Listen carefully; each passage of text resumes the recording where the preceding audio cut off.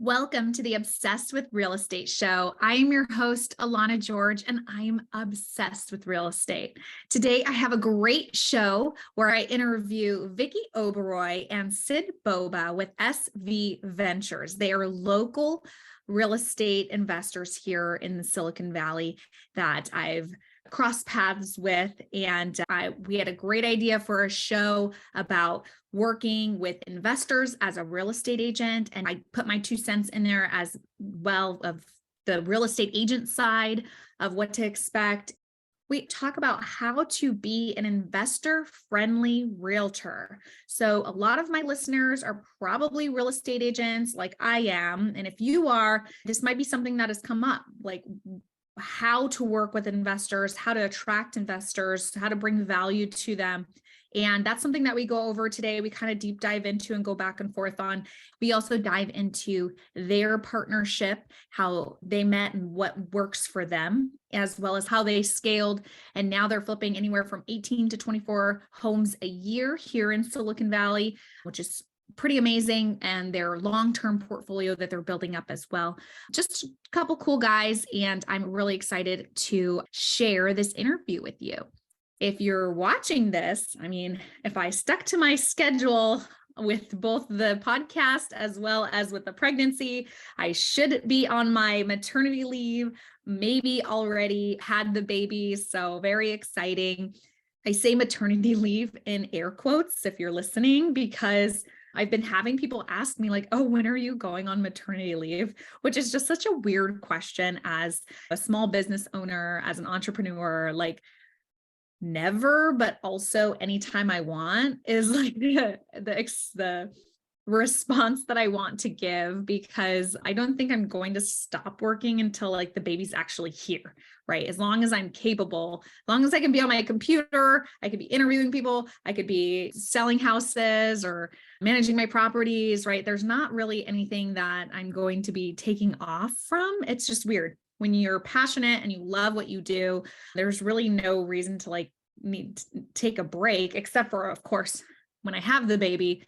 That will be another story, because I remember from the first one that I was like awake around the clock and nursing and just a big hot mess. So we shall see how that goes. Hopefully I've recorded enough shows that I don't have to come on here in my messy mom bun and sweatpants. But hey, if it happens, it happens, and the show must go on. So if you're not already following me on Instagram, on this real estate investing and podcast and real estate sales journey, as well as my momming of my second born, head over there at Alana George _real estate, where you can hopefully see baby pictures. So exciting to think about like what he's going to look like when he gets here, and prayers that it's a smooth and happy, healthy delivery. And yeah, we shall see. We shall see. But enough of that. Let's hop into the interview and talk about real estate, my favorite. I have Vicky Oberoi here and Sid Bobba with SV Ventures, and we are going to have an amazing interview today. I'm so excited. I've been looking forward to this ever since you two booked this. Thank you so much for coming on the show. Thank you. Thank you for having us, Elena. We are excited. So, yeah, I hope you are.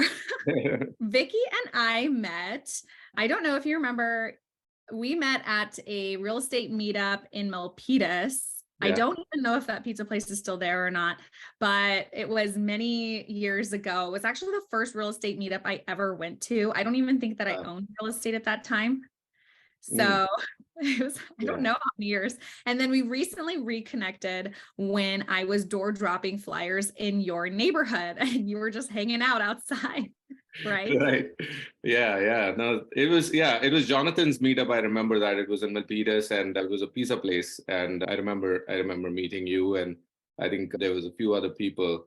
But yes, and I've been watching your journey. We are connected on social media. I've been watching your journey, and it's been fantastic. So yeah. Good. Yeah. I'm glad that we connected on social media, or else I might not have recognized you when I was walking through your neighborhood. That's the power of social media, right? Yeah, that's awesome. Yeah. And you have a beautiful house. So anyways, So that's our background of how we met. And in real estate here in Silicon Valley, our paths have crossed. I have other friends that know you, and you're pretty popular, pretty social. So I'm really grateful to have you on the show and to meet your partner. So let's hop right in. As far as, tell me about your background from both of you, whoever wants to go first, and before you got into real estate, basically what led you here. Yeah, I'll quickly go over mine. I'm an engineer, an MBA, was in corporate before, first generation migrant to the country.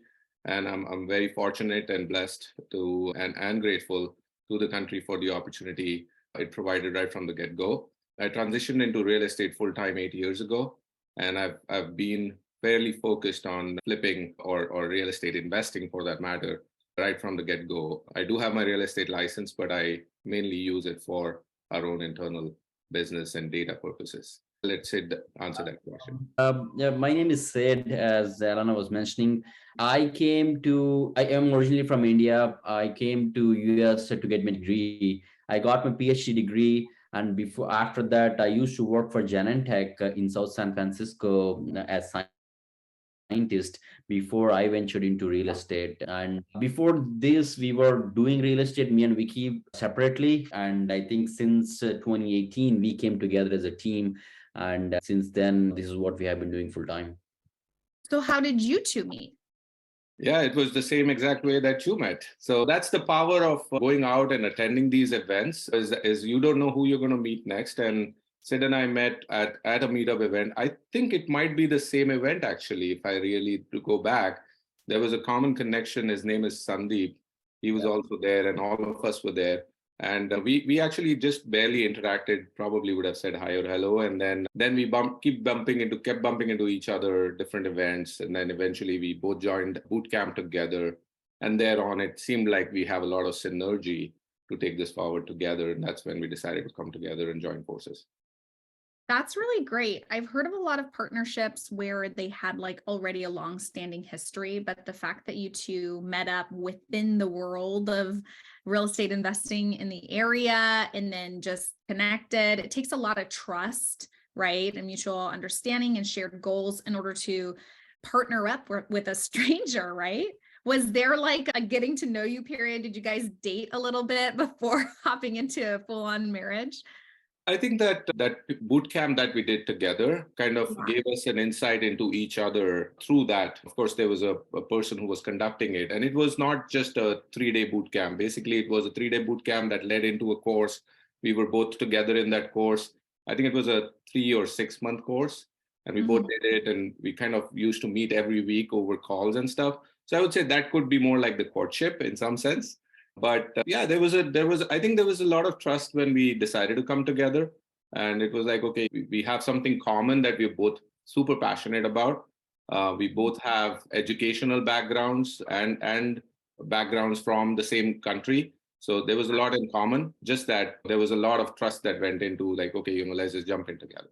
And it worked out well. Yeah. Oh, go ahead. Question will be coming up in a sense that, hey, what's one of your favorite book, right?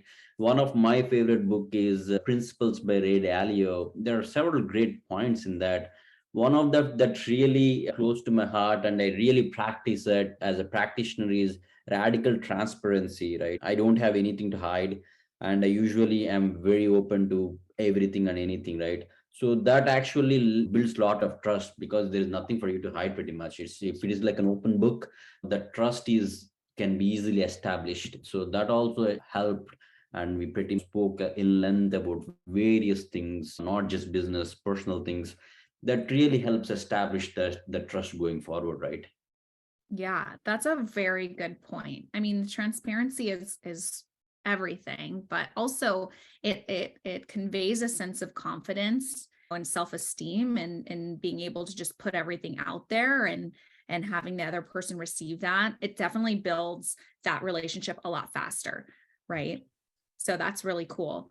Do you mind, Vicky, sharing what boot camp that was? Yeah, it was a boot camp on virtual wholesaling, and there's this guy called Chaim Pullman, if I'm butchering his last name, I'm sorry for that. But Chaim used to do a lot of boot camps, a virtual wholesaling boot camp, and then both of us signed up for the course. And then we eventually finished the course. And yeah, that's basically it. Okay, cool. That's exciting. So I've heard a bit about your background now, and tell me and the listeners, why real estate investing? Oh, that's a great question. Why real estate investing? It wasn't by choice, to be honest, for me. It's not that I designed or read a whole bunch that this is the best way to go about it. But in the hindsight, I feel that it is one of the most powerful ways to get through onto the other side, which is like whatever you call it, the FIRE movement, basically retire early kind of a thing, or just putting a corpus together for a good retirement. This probably is the way which seems to be the best way for us. So that is, in the hindsight, I feel that's great. But I was passionate about transformations, about flipping in general. That was something that was very attractive to me, but it wasn't designed as such. And then once I got into it, that provided a lot of active income as a source of income. That became a very strong active income generator. And then now, on the passive side, we also invest in real estate onto the rentals and stuff to create that passive income. Cool. So it sounds like you have a bit of a blend, which we'll hop into what your current portfolio is. But Sid, I want to hear from you. Why real estate investing? Yeah, great question. Actually, yeah, I had the same question where at least when I started my corporate career, right? I never wanted to be in a corporate career. So then I really dwelled into so many things like, hey, what do I really want to do? Right? Entrepreneurship is great. Starting a new company is great. It is great. And even stocks, but all of those investings are great. But again, when you boil down to what's the best avenue that you will have a great shot in the baseballs and the basketballs, right? You have all of these statistics, right? If you boil that down to, you will have a very good hit rate if you take up real estate. And it's purely based on value add, right? In a sense that you can take a property at a below market value, you can add value, and you can sell it at a higher price, and it goes across the board, not just the residential, right? You can take any type of real estate and you can make this happen, right? And there are so many ways that you can slice and dice this. There are so many ways. I just picked one. So that made actual real estate like a no-brainer in a sense. Like, when you compare to all of that stuff, this pretty much is a no-brainer. And if you do it right, it's a sure shot. So that's the reason why I came into real estate in the end. I love it. So what I'm hearing from Sid is it was a lot of numbers and data. And what I'm hearing from Vicky is he liked the transformation of the homes. There you go. That's the chocolate and the peanut butter, right? That's exactly how our relationship also works too. Yeah, and the lifestyle and that it gives you. And so a lot of more visual feelings from Vicky, a lot more analytics from Sid, which I think I'm just judging this from your language that you use as a trained salesperson, right? I hear you would be a good fit together as partners, right? Because of the dualities that make partners great, is that your brains are on the same path, but maybe working in a slightly different ways. So that's pretty cool to pick up on that so fast. So now enlighten us with what your current portfolio looks like today, and then we'll take it back to your first deal. So like high level, what are you working with as investors? Yeah.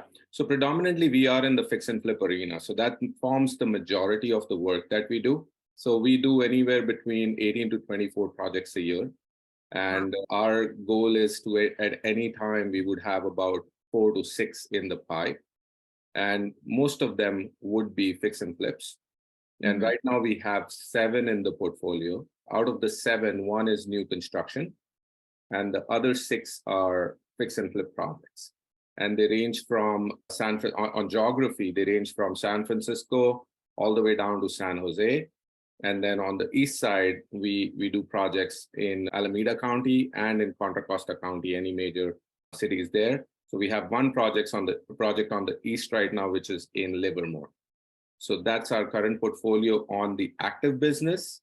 As far as our investing business is concerned, We have rental units in Richmond. We have a commercial building in Los Banos. We have an eightplex in Kansas City. And then we also have, which is out of state, of course. And then we also have about 10 single family rentals in Atlanta. Wow. So it's a pretty spread out portfolio in that sense. It's again, it's organic. It's not planned or designed that way, but that's the basic portfolio, because it's very hard to have rental properties here in California and make them cash flow.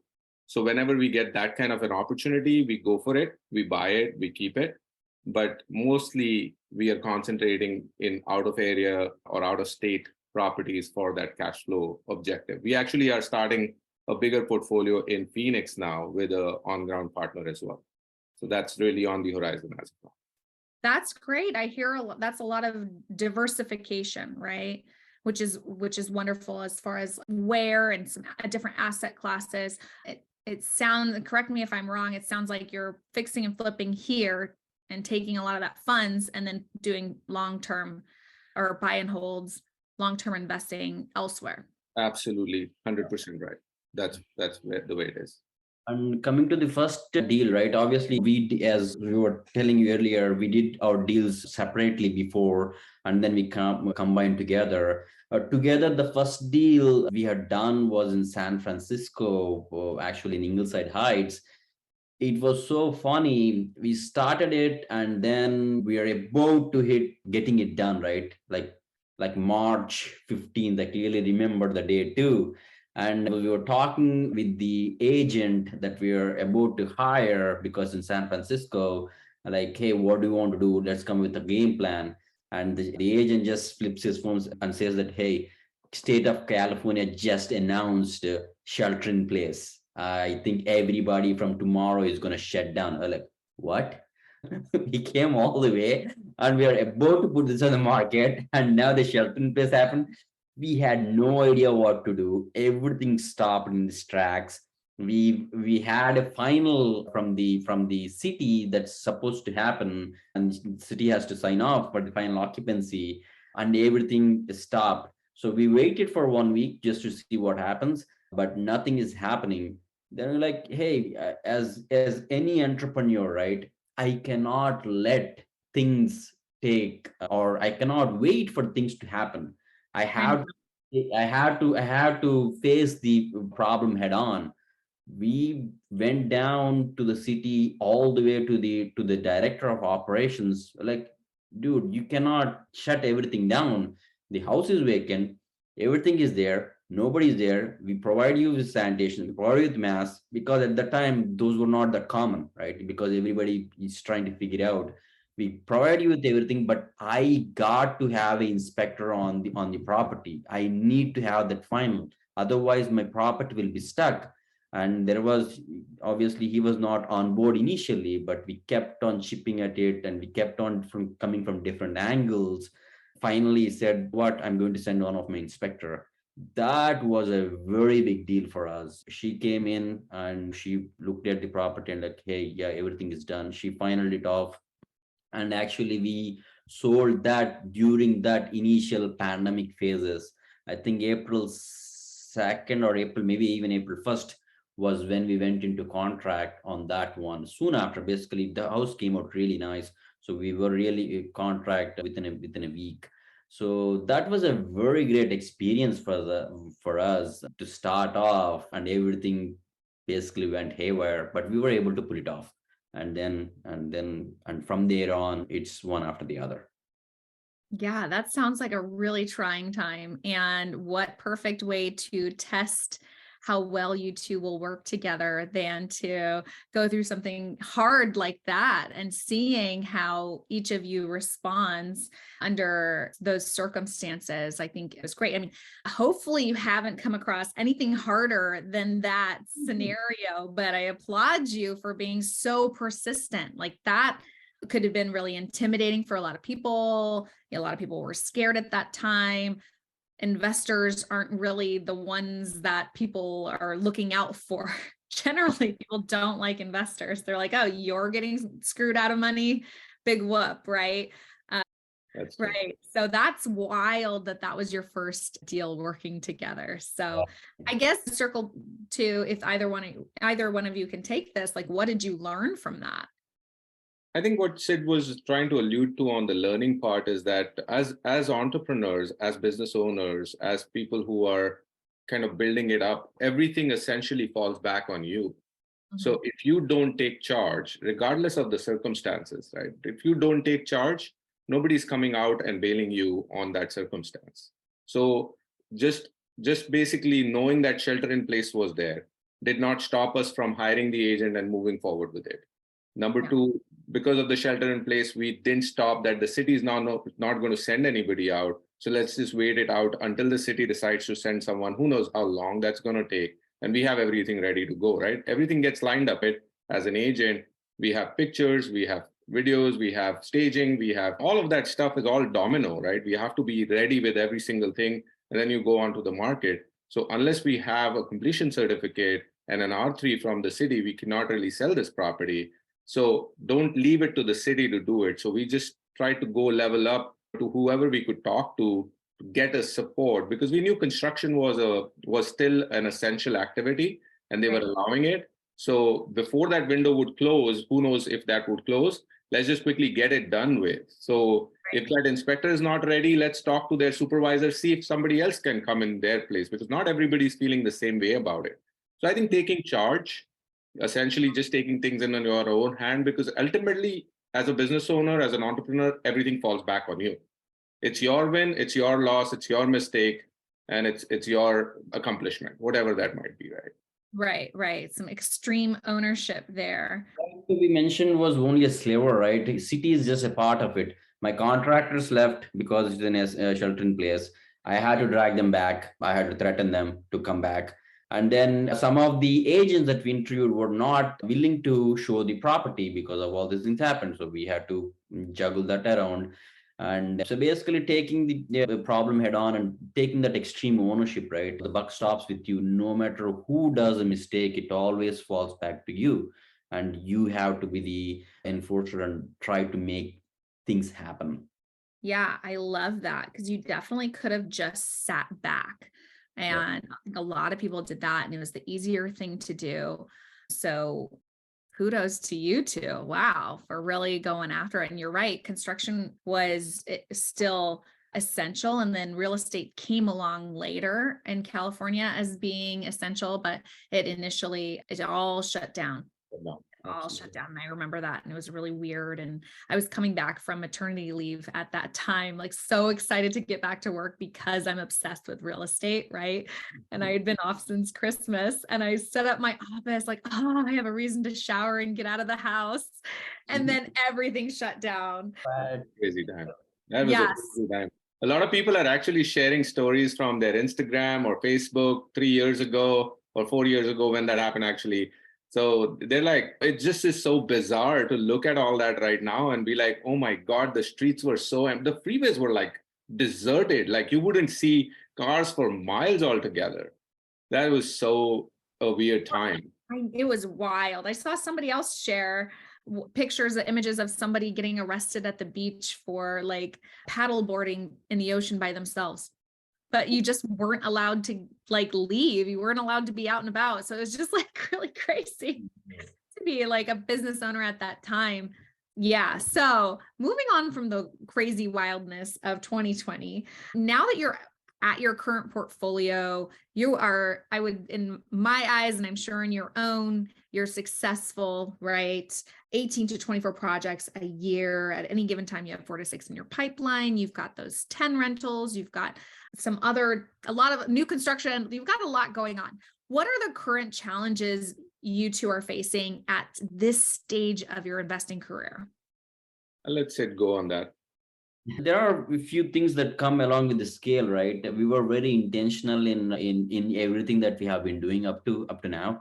One of the challenges to juggle all of these, I always love to come up with this analogy of, hey, there's like a tank, a water tank, right? And there's so many holes. It's just like which hole that I want to plug now, what's the bigger hole that I want to plug, and then I go to the next one and I go to the next one, right? There's always things are happening, right? always things are happening. It's as if like 24 hours is not enough for you to get all of these things done. We are trying our best to juggle all of these things around. Yes, there are some cracks, there are some leads, there are some properties that we're going to let go, one reason or the other. But in the end, I think we are happy with where we are. So, but it comes to the struggle, the time struggle, and trying to come up with the best version of ourselves. I think I am convinced that it will be a continuing process. I don't think there is any solution for that at this point of time. Mm-hmm. I would agree with that. Yeah, I think a little bit more put differently is that we are intentional with what we do, and therefore we like to analyze on what is it that comes along with scaling, right? We could scale this higher, but then there are things that come along with it. And I think our challenge is how do we keep the risk low and still get a higher return for our time? Because ultimately time is the biggest bottleneck that we really have. So how do we maximize our time and get the maximum return for it without increasing our risk exponentially? Because our market could turn on a dime, right? It's a very blow hot, blow cold kind of a market here in the Bay Area. So it turns pretty fast. So it's very important to be very mindful of the risks that are associated and take calls according to that. So scaling without exposing yourself to additional risk is definitely one of the bigger challenges. And then, of course, if scaling happens, even factoring that, then there is a lot more to juggle because now you have so much more to deal with, multiple properties, multiple issues on each property, cities, everything. Purchase to sale is a large cycle that we encounter for every single piece of property that we take up. It's a process to go through. Yeah. So speaking about risk in our market, I work with investors also. How did last year go for you as a flipper when the interest rates went up around May, June, July of last year? Like, did your strategy change? How did you survive that? How did it affect you? Yeah. Again, a great question. I think at that point we had about 5 properties in the pipe, but out of those 5 properties, 3 were literally ready and they went on the market in first week on the 1st or 2nd of June, right? So we were actually all ready, but the last week of May was a long weekend. So we decided to actually push it forward, not knowing what was coming. We pushed it forward. And then, of course, like anything else, you have to take a hit when it comes. So being in the business comes with its own risks and challenges. So out of those 3 properties, we made money on one, we broke even on the other, and we lost a little bit of money on the third. So on an average, we still came out winning because those were the 3. And then the 4th one, we made money because it settled by the time we put it back on the market. That knee-jerk reaction that happened in June, July, and August was extremely strong and significant. So people stopped even going to the properties. It was so funny, the agents would call you and negotiate first on the price without even showing them the property, the buyers the property. They'd be like, will the seller take 500,000 less than the asking price? Have you shown the property? No. It's like, go show the property first, right? But no, yeah, they're hoping to go back to their clients and be like, hey, I talked to these sellers, they'll take 500 less. Let's go see it, trying to like get them to come out. You know? And again, I understand the agents had a tough time getting buyers out of the buyers probably put their head in sand, and it was really hard for them to get them out to see the property without knowing what the risk is to go into the market at that point. So we did have a few properties. Thankfully, we came out winning in a holistic manner, and we corrected our buying criteria going forward. Thankfully, we have been conservative in our overall approach. So that also helped us because we don't anticipate and speculate on what will happen in the market. We're usually looking at what is going on right now, and based off that, we really come up with the valuation of the property when we would be selling in 3 to 6 months. Yeah. Yeah. Which is really smart. Follow-up question. How do you find most of your fix and flip deals? Our funnel, our acquisition channels or acquisition funnels are pretty wide. We do our own marketing, direct to the sellers, direct to the seller marketing. We are very well connected within the community itself through our relationship with agents, brokers, They bring us a lot of deals. We have a meetup group that we host every month in Mountain View, and we are very well connected with the investors in the area.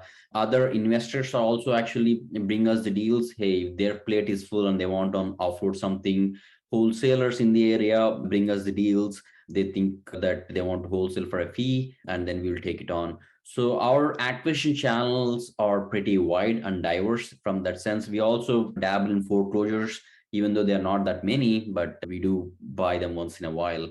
So as holistically looking, it can come from anywhere at any time. Got it. That's good. That's good to have many channels and funnels for the business to come. And that's probably why you're able to do so many a year, because a common struggle with new investors or someone who hasn't been doing this for 8 years now, Vicky said. How long have you been doing this, Sid? Probably around the same time. Around the same. So is just finding enough deals, right? Finding enough deals. As an agent, I get messages all the time, mostly spam. Hey, if you find any deals, send them my way. And I'm like, who are you? And what is a deal? Like, this is the worst text message ever. A lot of times I'll delete it, but sometimes I just want to point out, like, this was a stupid text. And I think just to kind of add to what Sid said and what you were saying right now is, it's not that we started with these many channels, right? You got to focus on one or two and go deep into those, and they become your main source. And then on top, you then keep adding and building as you grow.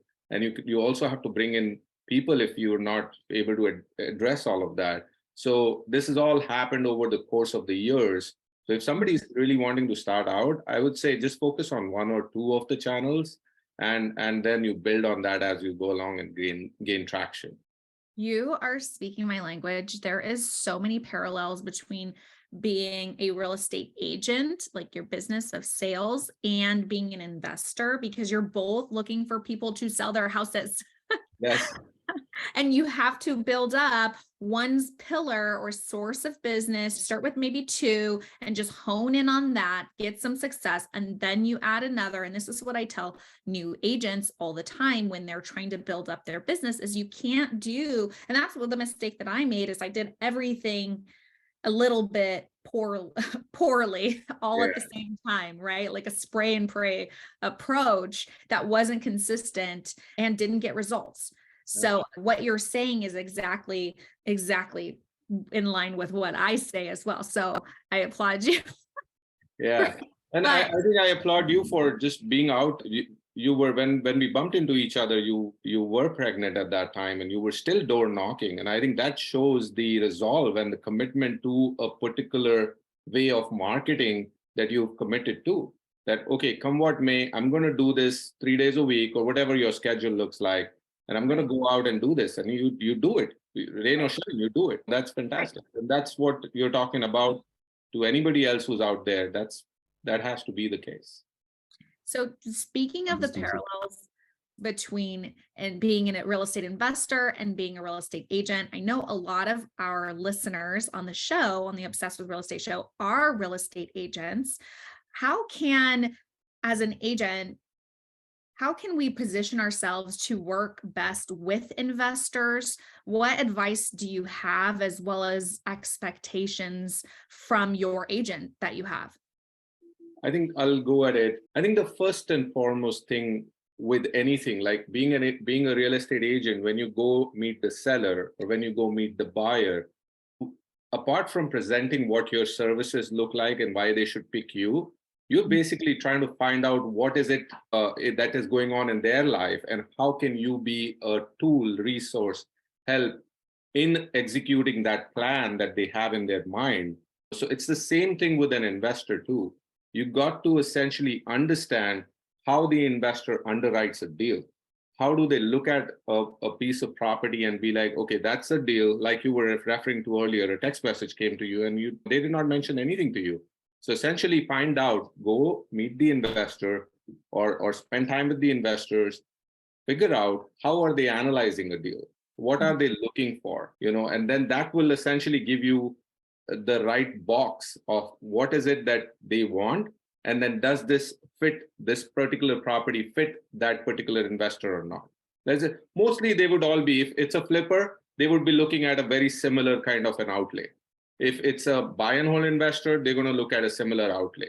So you have 2-3 typical investor profiles, and you've got to look into what they are looking for. Once you figure that out, you can then go and suggest them properties. Our biggest problem is a lot of the times the agents will bring us something and then it doesn't pencil out. And the reason it doesn't pencil out is because there is no meat on the bone, there is no money in it. But it's not really their fault. They think that $100,000 spread is a big enough spread for an investor to come and do the work. But if you really look at it at $1 million property, if you're purchasing it for 900 and looking to sell it for $1 million, 5% is just the commission on the back end. That takes away $50,000. And then you're looking at doing some form of work, right? Even if they come up with like, okay, it just needs $30,000 in work. Let's just put it at face value. It usually never takes only that much. It will, once you start, it will take much more. But putting it at face value, even if it takes $30,000, your holding cost, your closing costs in terms of your county, your taxes, escrow, fees, all of that stuff, there is absolutely no margin in that. A lot of the times these things come up. And the reason for that is because they are not looking at it from an investor's lens. They are looking at it that, okay, there is a spread of 100,000 and I can make money on this. So Right. The other angle that from the other perspective, right? I truly believe that every agent should work with an investor, or at least they should have in their back pocket, right? As an agent, you guys are in problem solving business, if you believe it or not. You guys are not selling actual real estate, you're actually solving the problem.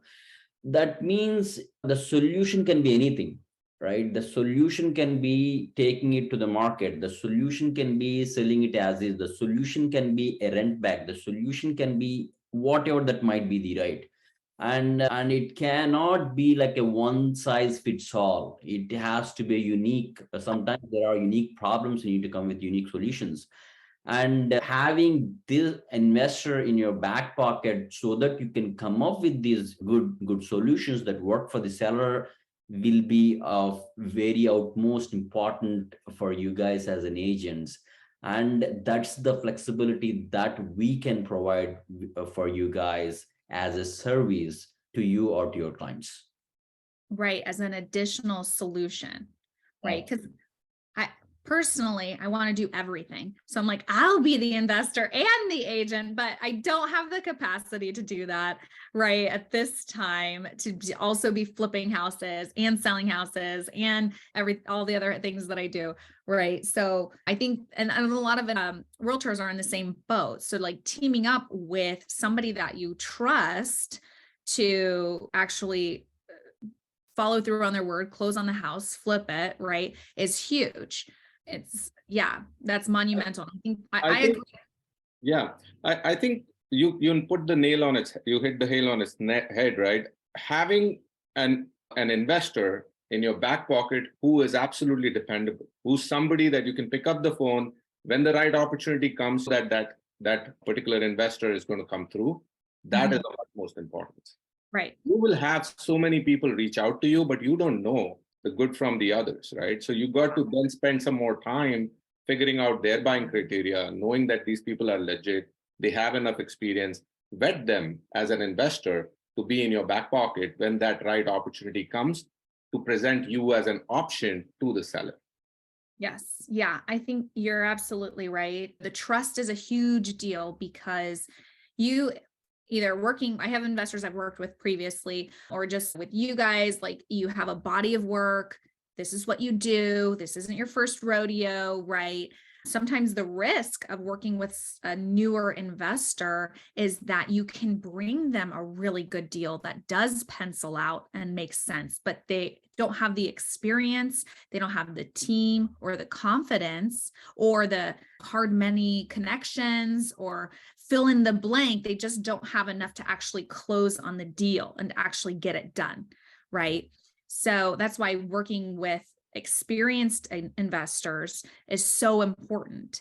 It's, if you're going to have an investor in your back pocket, which I think that all real estate agents should, just as a solution for their clients to be able to, or we can sell it off market. Here's an offer, right? and to have it be a solid option for them, it needs to be somebody that you trust.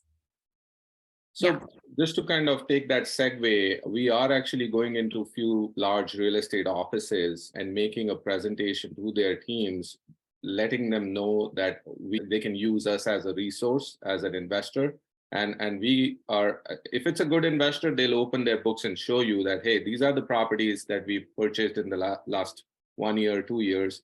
This is how much we bought them for. This is how much we put in there. This is how much we sold them for. We are experienced. This is how much time it took. We are putting all of that out to a lot of the teams because we feel that there is not enough good connection in that arena.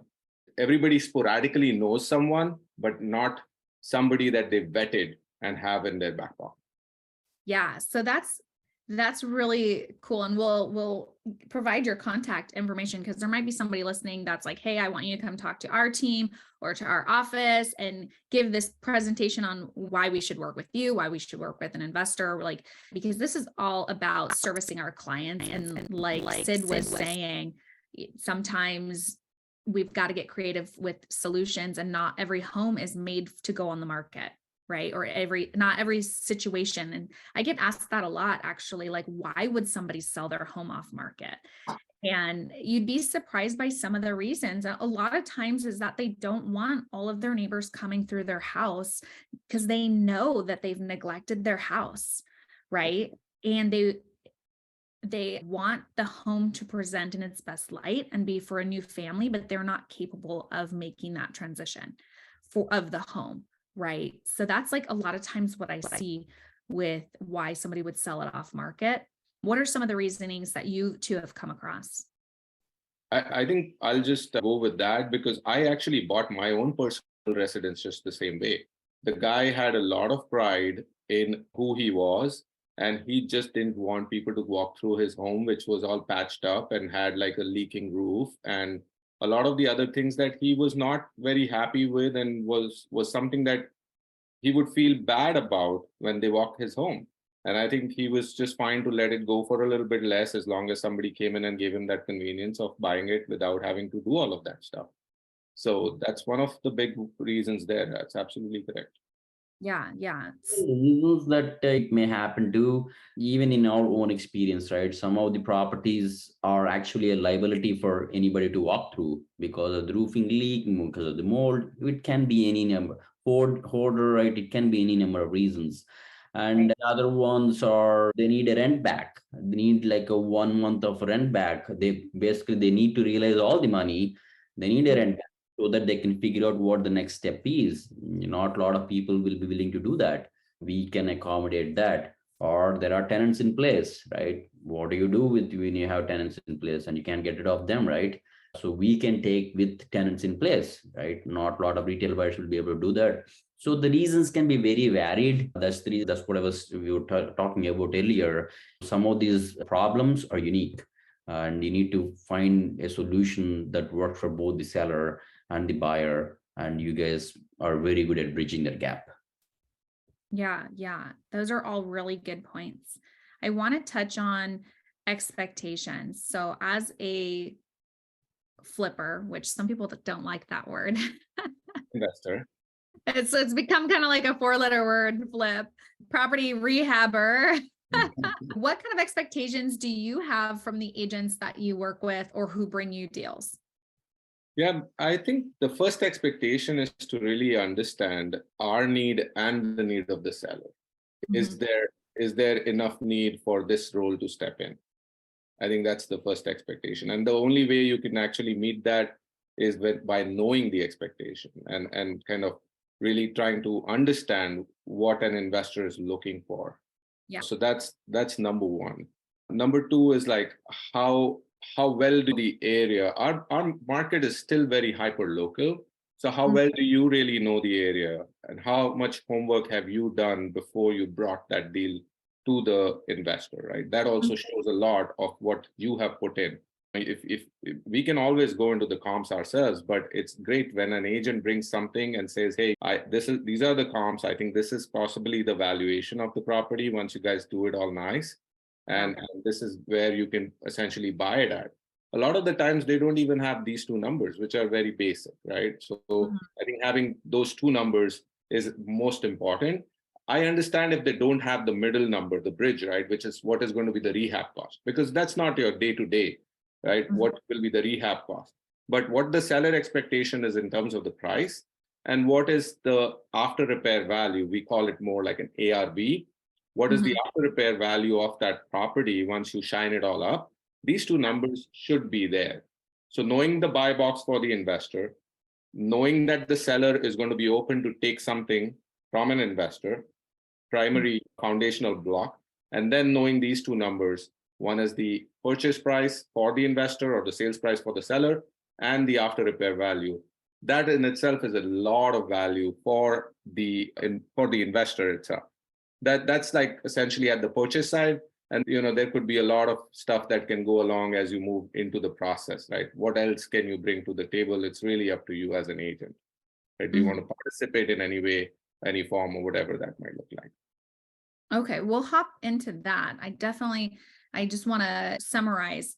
That sounds like that is the fundamental bare minimum. If you're going to be pitching a deal to an investor, fix and flip, you have to know what the sellers are willing to accept, as well as what the current ARV is after rehab value, right? So as an agent, I noticed that when I'm pitching a deal to somebody that I know, like, and trust, I will deep dive into more of the numbers, right? Maybe call some pendings, right? Pick up the phone, actually do some work around it when it's somebody that I trust, right? And when it's not, when it's like kind of a new relationship that's happened, kind of want to test somebody out, I don't give them as much of my time at all. So it's like almost harder to build that relationship, because they're like, wow, she's not really doing much for us. And I'm on the other side, like, I don't know if I want to do very much for this investor because he may not be legit, right? So it's kind of like this weird crossroads of like, neither one of us may be meeting each other's expectations. So you're right, as in you cannot do everything all the time, right? So you got to, sometimes you're so overwhelmed in the amount of business that you have, but you still end up catering to a lead or a seller where you have an agreement and they are ready to go. You just basically send it out to the investor you trust and be like, hey, you run your numbers. And that's totally fine. But just talking numbers from thin air is what I feel like should not be done. Oh, if yeah, you no. do it, if you don't have the time to run numbers, just be open. Like, say, hey, this is the address. Do your numbers. Let me know what you want to pay for this. Or this is something that the seller will accept for this property. Run your numbers and let me know. Totally fine. But the problem happens when they start putting numbers to you and they haven't done the work. That is where I was saying that it just makes you look better when you do your homework and come to that. But if you don't have the time, you're overwhelmed, more than happy. All the investors will run their numbers any which way, right? Because we want to make sure that the deal is right from our perspective. We'll run it. That is hilarious. I hadn't even thought of that third middle ground. In my brain, it's like I either don't have time to run the numbers, right? Or I will dive into it to do that. But like, middle ground of just making stuff up is not an option. Do not do that as an agent, as a wholesaler, investor. Let's not go down that route. But speaking of which, we're talking about this. I don't shy away from working with investors. I think it's a great place to be. So one of the things that I do when people do contact me and it seems like it's a real person, it's not a robot, and they actually introduce themselves, I do have a line of questions that I ask them as a real estate agent. One of them is do you wholesale or do you actually do the work yourself? Because a lot of times I get calls and text messages from people saying that they're investors. They're actually wholesalers. And which is fine. Wholesalers have a place, but not with me and my business as a real estate agent. I've shared this before, as an investor, I would work with a wholesaler to buy something. As a real estate agent, I have no reason to send a wholesaler a deal when I can do the same job, right, with my license that I pay for. So I always try to vet to see, are you a wholesaler or are you a genuine investor? And then from there, I ask them for a body of work. right? Send me some deals that you've done, and they can be Zillow links, right? I want to see, if I'm familiar with it and what kind of finishes, right, they're doing. I can see kind of what they bought and sold for a little bit, how well it went, who they were working with as an agent. That tells me a lot when they send me their completed deals and that they've actually completed stuff. So that's huge. And if they can't send anything, then I probably don't want to work with them for multiple reasons. Right. So that's kind of the criteria. And then if possible, try to get like a face-to-face, because making that connection is huge. Again, making sure they're not a robot. And that I'd like if they're local, right? Because I have gotten out of state people calling me and I'm like, why are you buying here? It's so expensive. Yeah, they're most likely probably a wholesaler who's sitting out of state and then eventually would come to somebody like us. So again, nothing wrong in wholesaling as a business. I think it has its own place, like you rightly pointed out. We do buy from wholesalers as well, and we don't look into what they make as long as it makes sense for us as a deal. So we're always open to that channel, and we've bought good deals from that channel as well. But you're absolutely right. As in, when you have an investor who's 100% focused like us, we're 100% dedicated and focused to taking the property in, doing all of the work, improving it to the max possibility, and then selling it back into the market, because we believe truly in value add. There has to be a value add. It cannot just be a paper turn. It has to be a value add. So you go in, you add value to the property, and then you take it back to the marketplace. The marketplace appreciates the value that you bring to the property itself. Yeah. So that's a great way to vet the investor. Absolutely agree. I have so many questions about your business. So I know we're talking about investors and real estate agents, but some things that came to my mind earlier was, with as many flips and deals as you're doing, how big is your team to be able to take that on? Yeah, we have a team of contractors that work with us. I think now we have 4 or 5 teams that work with us. They are not on my payroll per se, but we just move them around from one project to the other. They pretty much work for us in that sense.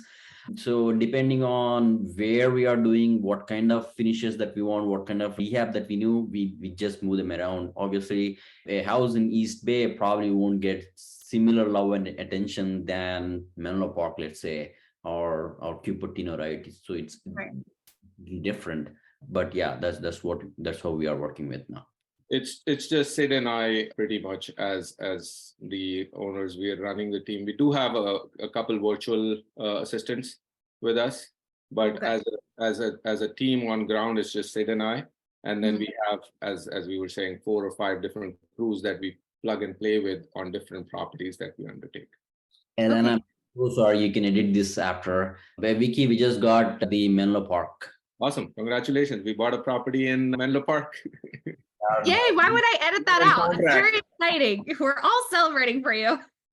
we just got into contract. We had put in the offer out last night, and the guy was going to meet the seller and let us know. So good. We have another one.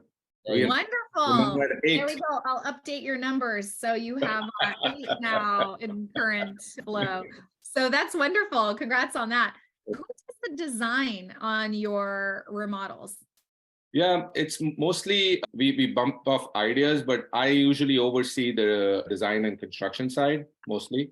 But yeah, so we've kind of identified the stuff that works for a lot of the generic buyer, but we have not outsourced that. It's usually in-house. I mostly do it.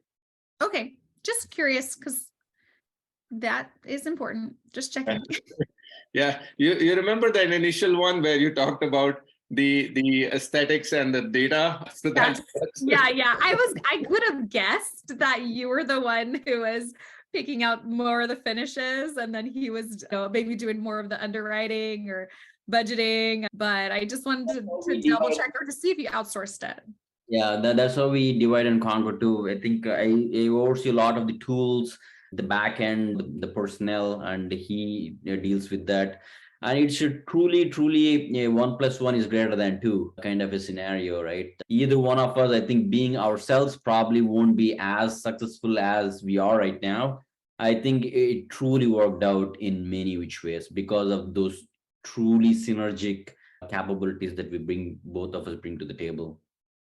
That is a beautiful partnership and I love it. Let you be an example to all. So again, I want to circle back to something that Vicky said earlier that was very intriguing, is that you had mentioned something about being able to partner on deals as an agent, or how would that go? How would that be? Tell me more. Yeah, so on one of our properties, I'll tell you, it's in West San Jose. We just actually got onto the contract for the sale side. So we bought the property, we rehabbed the property, and we're now ready to sell it. One of our agent partners actually was a private money lender for us on that particular deal.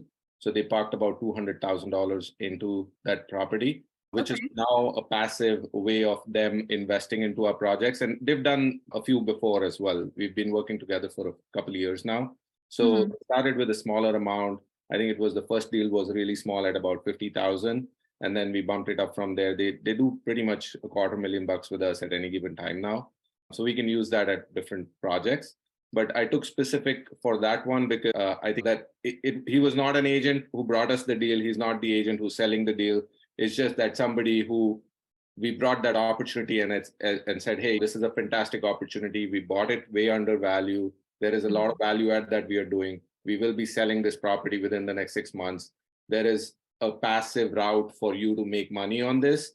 If you like Mhm. this opportunity, let us know and we'll give you a deed of trust and a promissory note for this specific property. And you can go ahead and you can keep that or record that however you want to do it. Usually they get the second position on the Mhm. property. And that's how they make anywhere between 8 to 12% per annum on the money that they park with us. That's beautiful. And you do that with non-real estate agents too, right? Yes.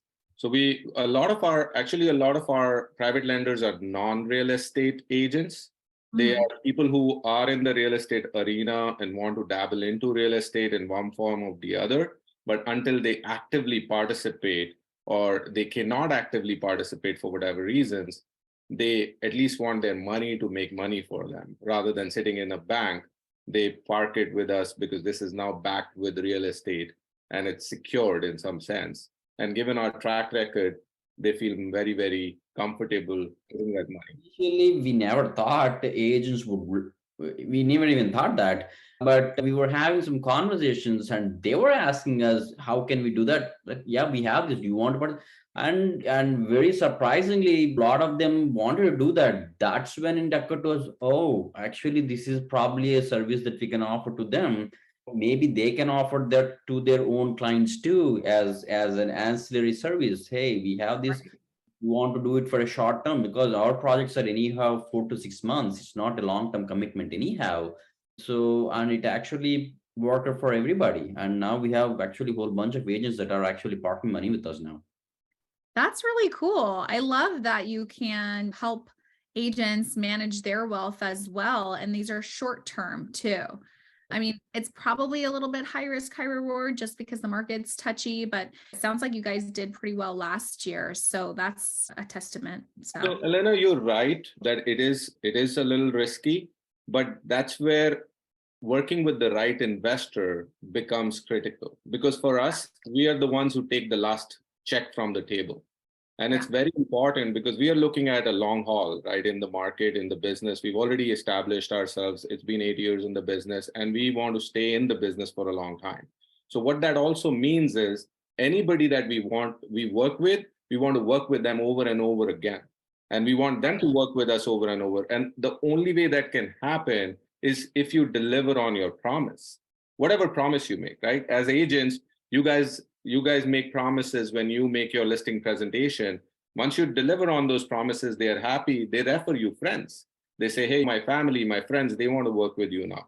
It's the same with us. When we deliver on our promises, it brings us more business. yeah, So it's in some form, it is risky, but at the same time, if you're working with the right investor, they will open the books for you, show you everything that they're doing. And if they know that they're what they are doing, then I think your money is fairly secure. right, right. And it's Yeah. backed by the real estate itself, right? That specific property, you have your second position. So there is a legal route to it too, but usually Mhm. you do not have to take that. Right, right. Those are all really great points. I think anything in life, teaming up with somebody who has a big picture in mind is key. right? This isn't a short-term game. This is a long-term game, and the relationships that we build pay off much more than any kind of short-term gain Yeah. from that. So We actually, a lot of the times when the investors come to us, we ourselves give them a couple of our past investors and say, here are their numbers, here is the name, go talk to them. Just they don't ask us necessarily, but that has become our practice to give them the numbers and say, go talk to them, make sure you're fine. Because even for us, right, we are giving them an opportunity for them to make money on their money that is currently not making them money. And it is important for us to get the right investor who's not breathing down our neck for their money. it's for your sake too. Right. Yeah. So we want to make sure that you vet us well before you put your money in. But at the same time, we are more than happy to share everything that will help you do that. Yes. Yeah. Yeah. That makes a lot of sense. So pivoting now, Sid already gave us one book recommendation, which was Principles by Ray Dalio. Vicky, do you have any book recommendations? And then if Sid has any more. Yeah, I have a couple things that I would want to add in that section. One is there is a book called Who Not How. That's a great book that you could read, because I think in our business, right, it's not about how you do things more, it's about who you can meet, bump into, develop connections with. It's a people's business, right? Yeah. So it's about who you can, like all of us here met at an event. So that was the how, but then who you met took you to the next step, right? So we are an example. Sid and I are now business partners. We just bumped into each other. Now we're doing many things together and for the foreseeable future. So that is one really good book that you can dive into. And I think I am a big fan of Jim Rohn. So All Materials by Jim Rohn. It's a very big inspirational figure for me. Any reading material, any audio material, video material that you can find. There's a lot of stuff on YouTube, Spotify that you can listen into. A lot of good stuff on personal development. Love that guy. Yeah. Anything else, Sid? Any other recommendations? Actually, anything, nobody I think can top Jim Rohn. I think that's pretty much is the best out there, at least in my opinion. That's awesome. Well, I'll link his stuff as well as the couple books that you had mentioned. I've read Who Not How. It was really good as well. A lot of good principles for getting further and doing more, like you said, by who. And we have to like replace that thinking. So I love that book as well. But we will have all of those books in our show link. And so next question is, what's next for the both of you individually or together? What's next for SV Ventures? I think pretty much all of this will be together in that sense, because we are in business partners together. I think one of the things that we have been discussing and thinking lately is, hey, how can we have more impact, right? With the same kind of, we don't want to book our calendar in any sense, but hey, how can we utilize the same time but make a bigger impact? Whether it's development or whether streamlining these or better things. That's probably what we are thinking or going in that direction. But as I said, it's a concept right now, but as we go along, it will be more materialistic. But that's where the focus will be in the coming years to come. I like that. Yeah. We're, I think, constantly working on improving ourselves and then also seeing how we can make better impact, as Sid was saying, and create long-term wealth for our families and people who are connected to us and even our investors. Yeah. I love that. There's a lot on the horizon for you. You'll figure it out. So where can people get in contact with you if they want to invest, if they want to follow your journey, if they have real estate deals they want to send your way? What's the best way to connect with you? Yeah, we can share our telephone numbers with you. We don't shy from talking to people. They can give us a call. We are more than happy to connect over a phone. Not an issue at all.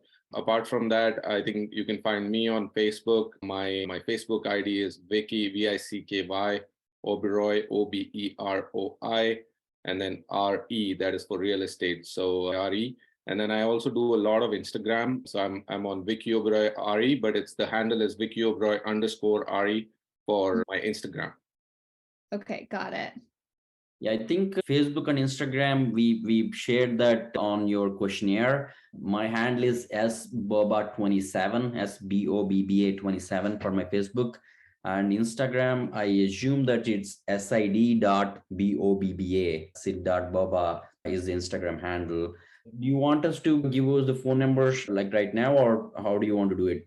How about this? You can find their phone numbers in our show notes. If you're interested in investing with them, please visit wherever you're watching or listening to this. I will include them there, and hopefully you don't get bombarded with spam.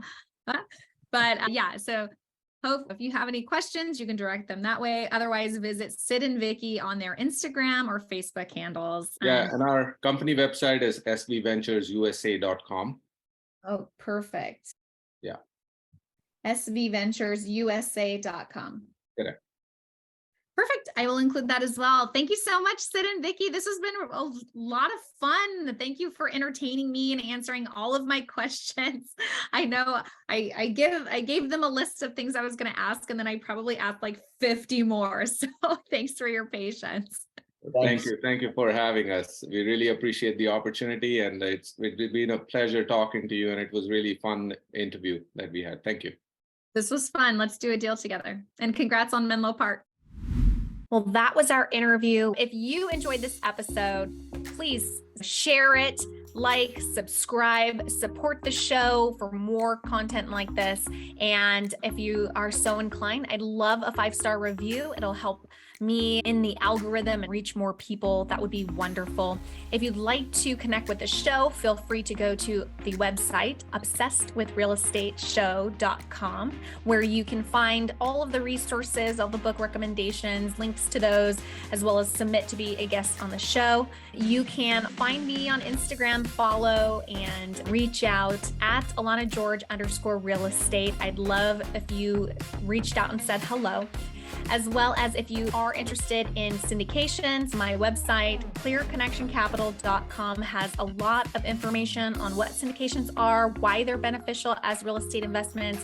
So check that out. I will see you on the next episode.